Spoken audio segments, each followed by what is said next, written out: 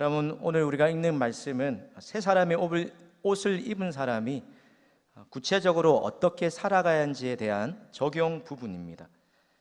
가정과 일터에서 내가 성도로서 어떠한 관계를 맺고 살아가는지를 말씀해 주고 있습니다. 그럼 결론부터 말하자면 세 사람의 옷을 입은 사람은 일상의 영역에서도 구별된 모습으로 살아가야 한다는 말씀을 하고 있는 것입니다.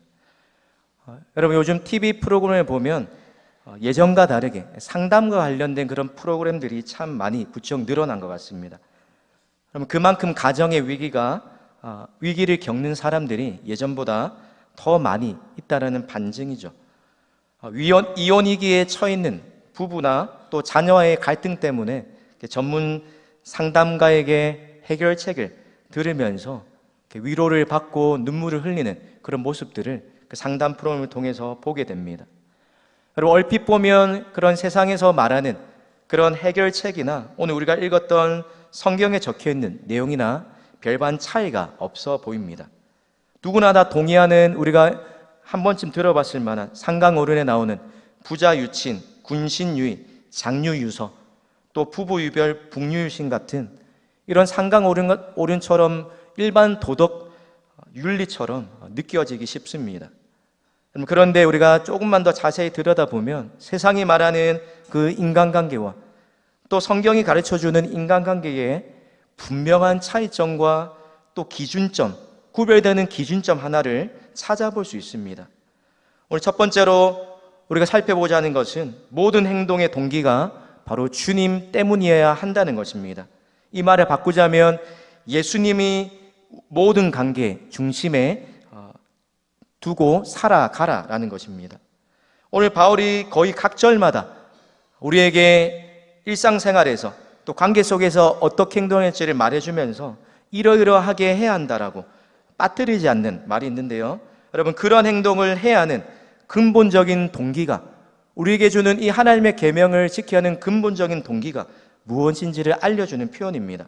18절부터 빠르게 여러분 성경을 한번 눈으로 찾아보세요. 18절부터 한번 보시면 어떤 단어, 어떤 표현이 강조됩니까? 주 안에서, 18절에 주 안에서, 20절에 또 주 안에서, 22절에 주를 두려워하여라고 이야기합니다.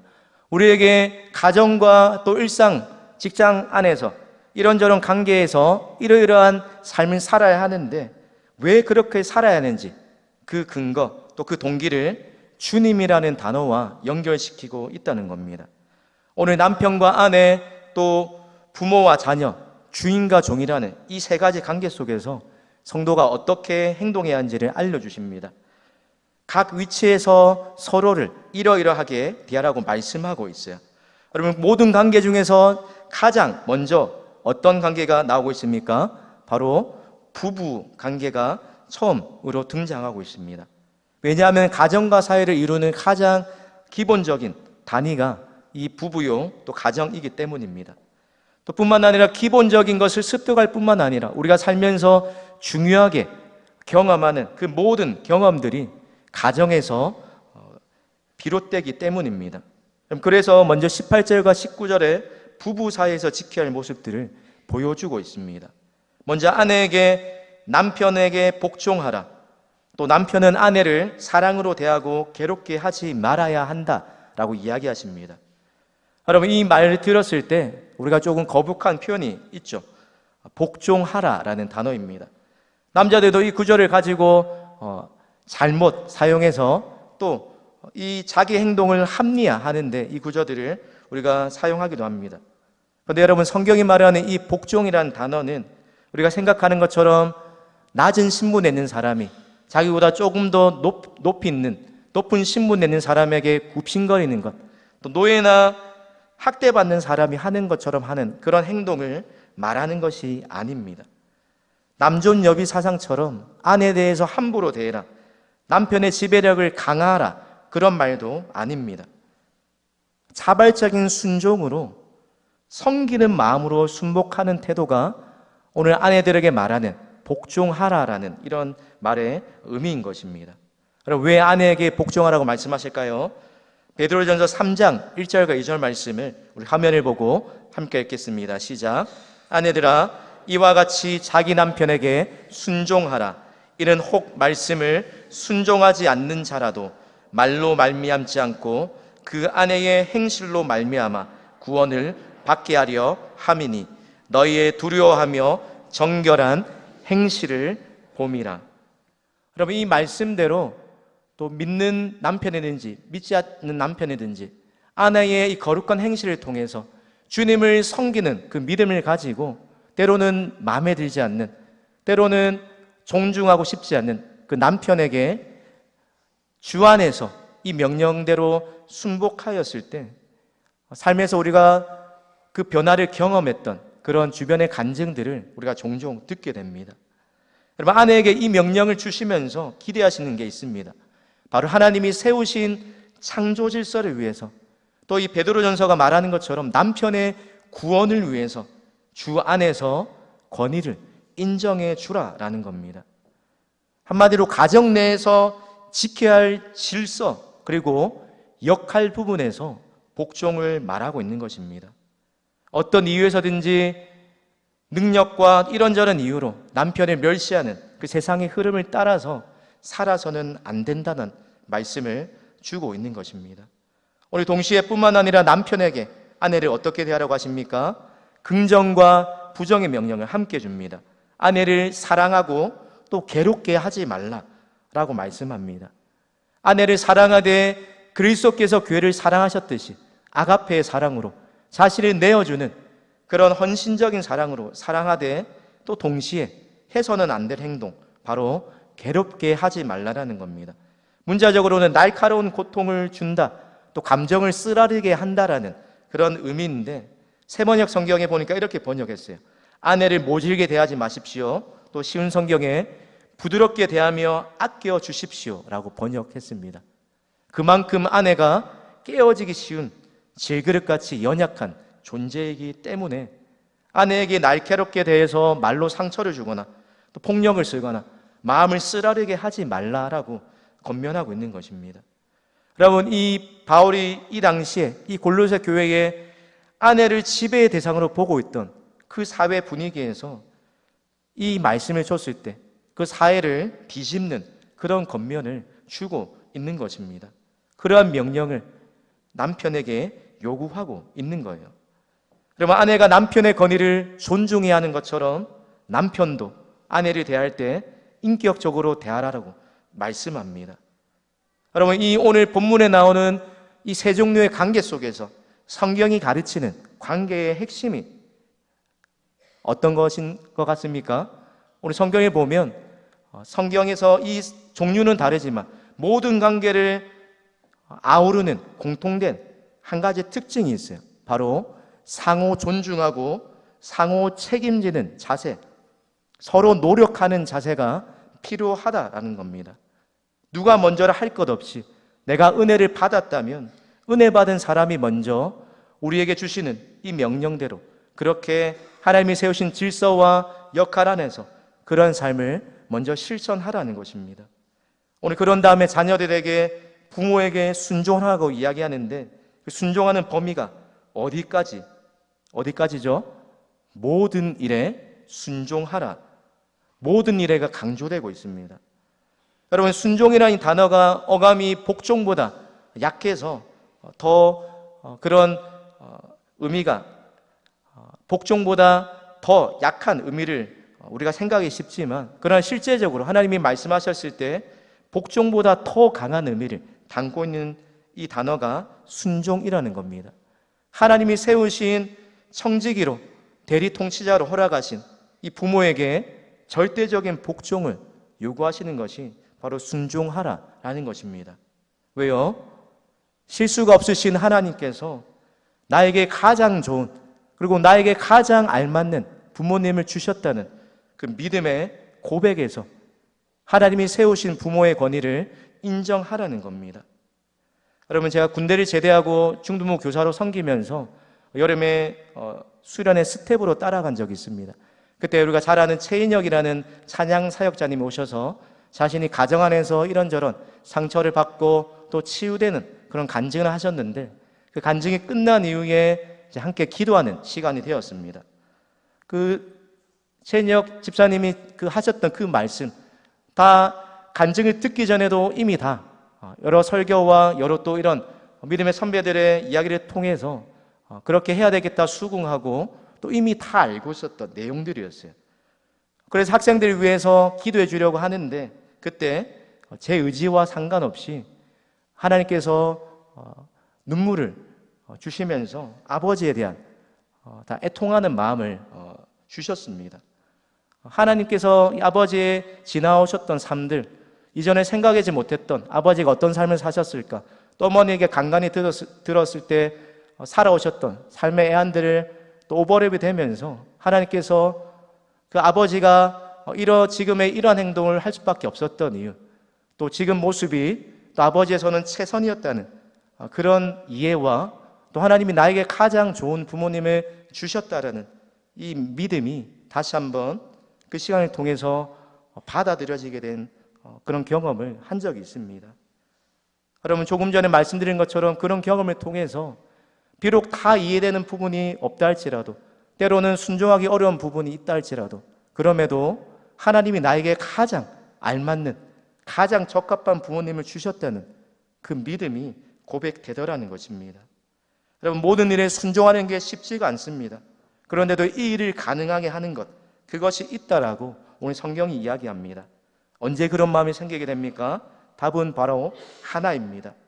주 안에서, 이는 주 안에서 기쁘게 하는 것이라는 사실을 우리가 믿음으로 받아들일 때 육신의 부모에게 모든 일에 순종할 수 있는 그런 삶의 자세가 우리에게 나타나게 되는 것입니다. 오늘 그러면서 또 역할을 바꿔서 자녀를 노엽게 하지 말라라고 부모에게 권면합니다. 여러분, 자녀를 노하게 하는 여러 가지 행동이 있겠지만 특별히 교회를 다니는 저 여러분이 주의할 것이 있습니다. 바로 교회에서와 또 가정에서 우리의 삶과 신앙이 괴리가 되는, 일치되지 못하는 모습을 보게 될 때 적잖이 많은 자녀들이 또 실족하게 되고 실망감을 넘어서 또 혐오감까지 갖게 되는 것들을 또 종종 보게 됩니다. 여러분, 저 여러분에게 그런 능력이 없지만 그러나 그런 부모가 되지 않도록 부단히 은혜를 구하며 나아가는 수밖에 없습니다. 뿐만 아니라 또 한 가지 부모로서 기억할 것이 무엇입니까?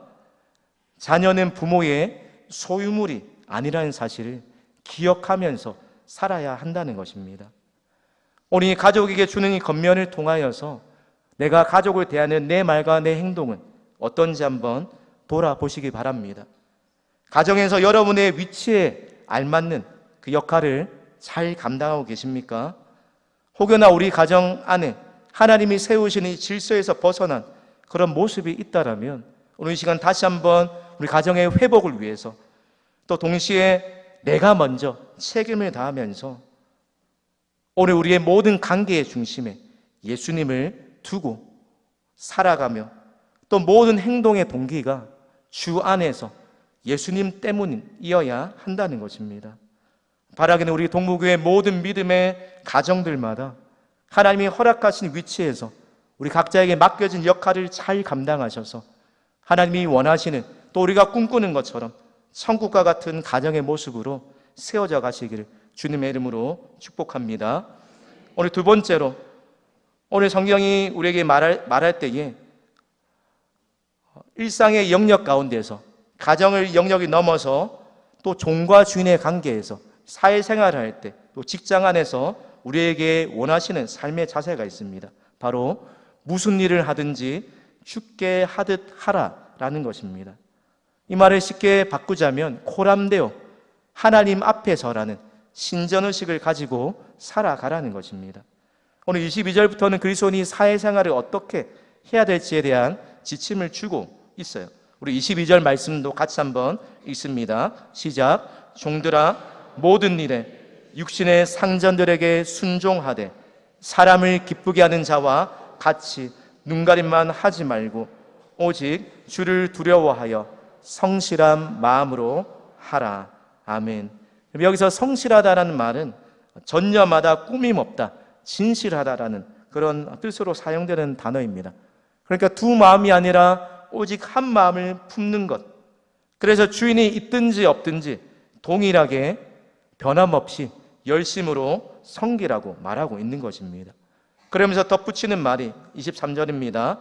무슨 일을 하든지 마음을 다하여 주께 하듯 하고 사람에게 하듯 하지 말라라고 권면합니다.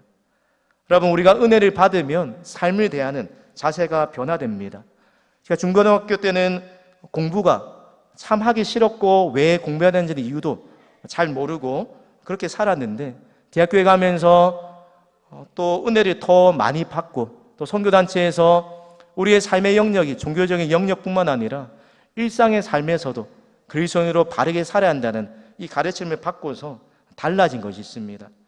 그 전까지 내가 왜 공부해야 되고 또 내가 하기 싫은 것들은 그저 관심도 없던 그런 모습에서 또 기독교적인 세계관을 배우게 되고 또 말씀을 알아가며 알아갈수록 우리의 일상의 삶이 얼마나 소중한지를 깨닫게 되더라는 것입니다.